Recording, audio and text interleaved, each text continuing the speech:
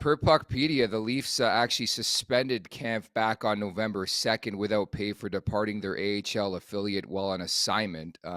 Still waiting for something to happen here, man. It feels like Groundhog Day dating back to the end of training camp. But I guess the 1.25 cap hit, it's not being used right now. And I think the Leafs have that satisfaction, that luxury right now. But there's going to be a resolution at some point in time here. Yeah, it's odd, man. I've seen that before where a guy who, expects to be in the league isn't. And when he signed that contract, I thought, what is with that dollar figure? Like that is going to come back to haunt him. Like Yeah. that could lead him to being straight off the roster and them trying to get rid of the cap and all the rest or the cap hit. But it's odd. You don't know what a player's going through and personally and where they're at with their career. I've seen it a million times, whether it's Andy Delmore or Chris Gratton or different guys that come down to the minors when I was there where it's kind of unexpected. And, it usually is the best scenario when they go down there, they make the most of it. They be a professional, they be a veteran, they take care of the young kids and show them the way. And that's usually how it goes. But obviously Camper is a little more pissed off about the situation. He wants to play in the NHL. He thinks he deserves it. And I'm not exactly sure what happened down there, what's going on, or who's running things, or who's talking to him. But it sounds like he just said, "I need to just leave. I'm not going to play in this American League anymore, and I'm going to need some time to think, I guess." So he's gone, and therefore suspended without pay. I'm not sure what the plan is, but of the few options that's going to happen, he's going to continue playing in the American League and hopefully something changes and maybe he gets a chance to come up or they just terminate his contract in general and he has a chance to go out there and sign with somebody else. Interesting enough, but obviously not a great spot for Kämpf and where he's at, as you don't walk away from a team very easily. Yeah, that's got to be a kick in the pills, man.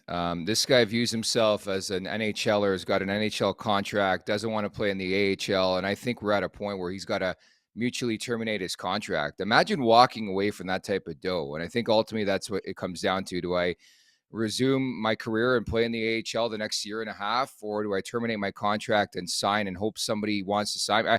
I'm sure at this point his agent has sent feelers out there to say, hey, if my guy becomes a free agent, is anybody willing to sign him and play him in the NHL?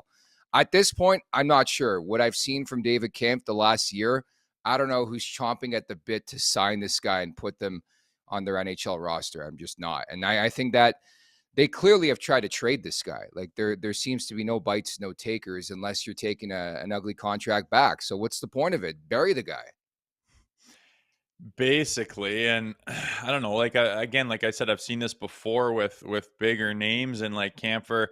I don't know if he's got, do you have a leg to stand on to walk away from your team and leave millions on Yeah. the table and demand that I get back to that league? Like it's a pretty good league with a lot of players that are not in the league who could be or could maybe replace this guy or that guy. There's that overlap, and I don't know, for him to walk away from a team and leave a bunch of money on the table, it's pretty ballsy. Like, you're not Mm-hmm. you're not a superstar, but I understand his sentiment of like, I believe I should be in the league and I provide something to a team. But yeah, okay, then it's up to you and your agent to go find that team, figure out who that is, and then make your decision. And like you say, behind the scenes, I'm sure they're sniffing around trying to figure out if there is an appetite for that. And if not, you go to the minors, you collect your money with no escrow on it, and you put it in the bank, and you keep the right attitude and keep your reputation in good standing, and then you go and see what you can do after.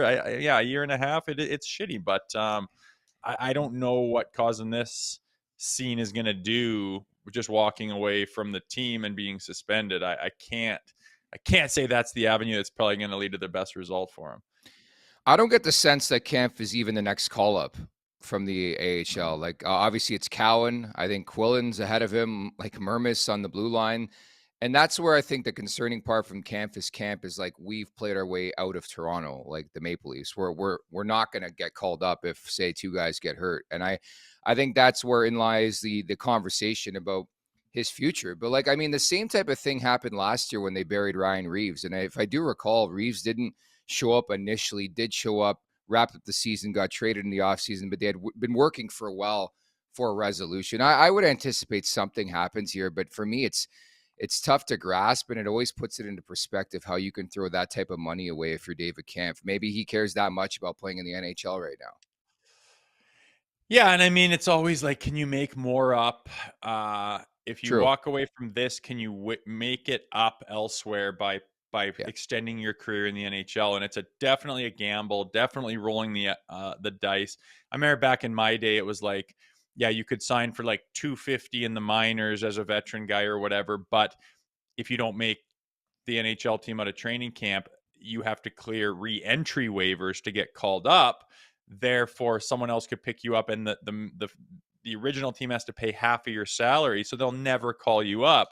So all those guys in those situations took 105,000, which prevented you from going through re-entry waivers. And then the gamble was, I'll make it up by getting called up and being in the NHL more so. And it's just this dance and this roll of the dice and weighing the options and trying to predict the future, which is very difficult. But he might bet on himself and leave that contract on the floor, walk away from it, start fresh, and see if he can get back in the NHL. But like you said, I really don't think he would do that unless he had some feeling that he could get back in there and there's some interest. But with that contract, weighing him down, there's no chance anyone's taking him. When he signed it, it's the one thing that Tree Living did where it just made no sense to me. Like, how do you give that much money to David Kämpf? Make sure to check out more of our content right here on the Leafs Nation YouTube page. We got long form interviews, we got clips, we got epic rants by Jay Rosehill. We simply have it all. And don't forget, you can find out much more at theleafsnation.com. Thanks so much for watching.